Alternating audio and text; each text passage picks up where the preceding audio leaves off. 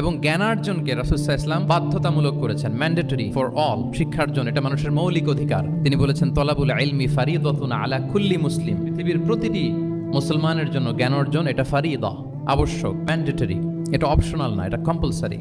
এবং নারী পুরুষ নির্বিশেষে সবার জন্য রাসূল সাল্লাল্লাহু আলাইহি ওয়াসাল্লাম বলেছেন আলা কুল্লি মুসলিম, প্রতিটি মুসলিমের জন্য। নলেজ হ্যাজ নো বাউন্ডারিজ, এটার কোনো বাউন্ডারি থাকবে না, গোটা বিশ্বের জন্য আমরা জ্ঞানকে ছড়িয়ে দেই। তিনি বলেছেন বাল্লিগু আন্নি ওয়ালাউ আয়া, আমার পক্ষ থেকে একটি কথা, একটি বাণী, একটি আয়াত হলেও তোমরা পৌঁছে দাও। এবং জ্ঞান লুকানোকে তিনি মহাপাপ বলেছেন।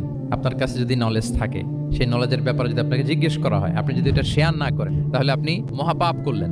এটাকে আল্লাহ রাসূল সাল্লাল্লাহু আলাইহি ওয়া আলিহি ওয়াসাল্লাম জ্ঞান লুকানোকে মহাপাপ বলেছেন। তিনি বলেছেন মান সুইলা আন ইলমিন ফাকাতামাহু আলজামাহুল্লাহু ইয়াউমাল কিয়ামাতি বিলিজামিন মিনান নার, কাউকে কোনো বিষয়ে জ্ঞানের ব্যাপারে জিজ্ঞেস করা হলো আর সে যদি সেটাকে গোপন করে, কিয়ামতের দিন তাকে আগুনের লাগাম দিয়ে বাঁধা হবে।